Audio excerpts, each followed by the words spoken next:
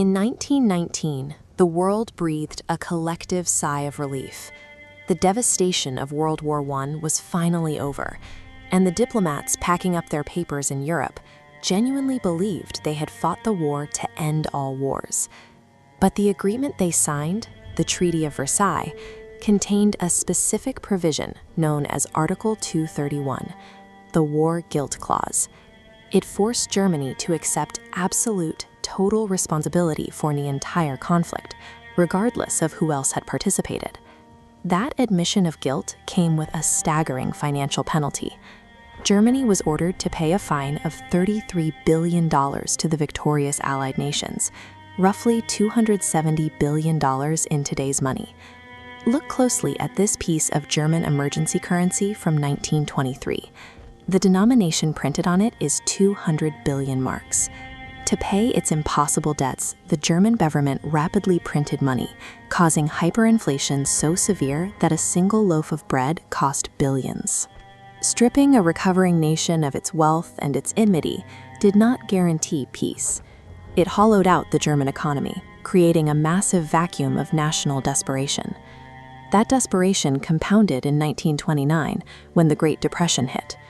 By 1933, the German economy was entirely crippled, leaving 6 million people unemployed and families starving in the streets. Into this environment of extreme vulnerability stepped a young political opportunist, Adolf Hitler. He possessed a unique talent for weaponizing public anger and turning humiliation into a political movement. Hitler gave the suffering masses a target. He loudly pushed a conspiracy theory that Jewish citizens and socialists were the real reason Germany lost World War I, scapegoating minority populations for the country's economic ruin. After a decade of heavily funded propaganda, orchestrated hate speech, and violent political intimidation, Hitler completely dismantled the existing government. In 1933, he declared himself the absolute dictator of Germany. When citizens are starving and stripped of their pride, democratic institutions erode easily. People will hand over total control to a fringe figure if he promises a return to national superiority. Hitler immediately began tearing up the rules of the Versailles Treaty. In 1935, the world learned that Germany had secretly rebuilt its military and possessed a massive new air force, the Luftwaffe. Britain had the legal right to intervene, but many British politicians felt guilty about the severe terms imposed in 1919. Instead of stopping him, they actually signed a naval agreement that formally permitted Germany to rebuild its fleet. Unchecked, Hitler pursued Lebensraum, living space for his envisioned Aryan Empire. By planting pro-Nazi operatives and spreading fake news about violent riots, he annexed neighboring Austria without firing a single shot. British Prime Minister Neville Chamberlain was desperate to avoid another global conflict. He pursued a strict policy of appeasement, agreeing to hand over parts of Czechoslovakia as long as Hitler promised his territorial expansion was over. Chamberlain returned home waving the Munich Agreement, declaring peace for their time. Less than a year later, German troops marched right through the agreement and conquered the rest of Czechoslovakia. Appeasement assumes both sides respect the law, but when an aggressor views treaties merely as temporary delays used to position troops, diplomacy guarantees a future conflict. Hitler set his sights on Poland next.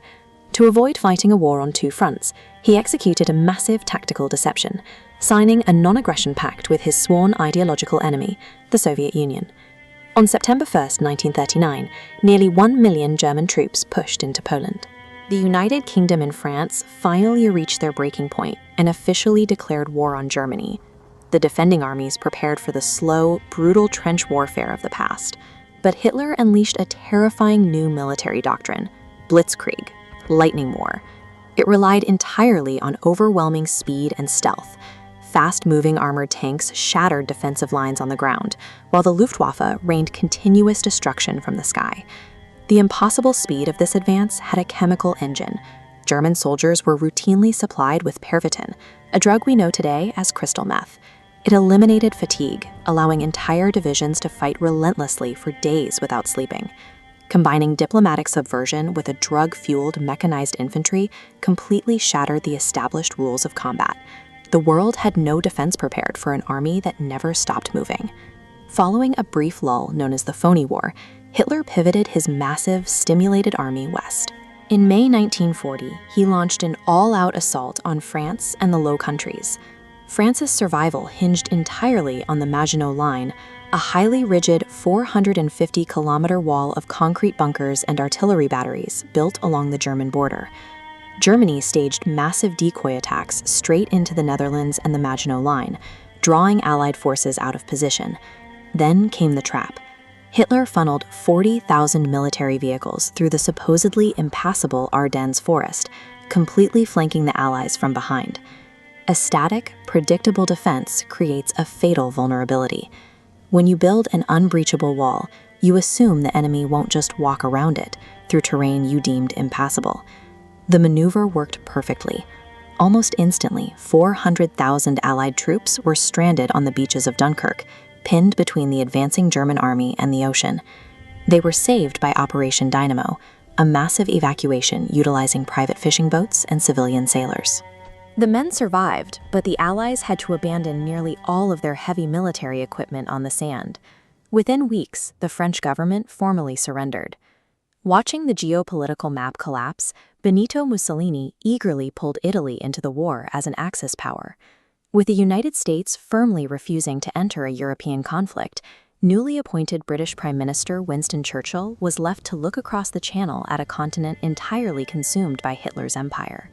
The impossible financial punishments levied in 1919 methodically birthed an unstoppable military machine. By 1940, a single island nation was the only obstacle left standing between that machine and total victory.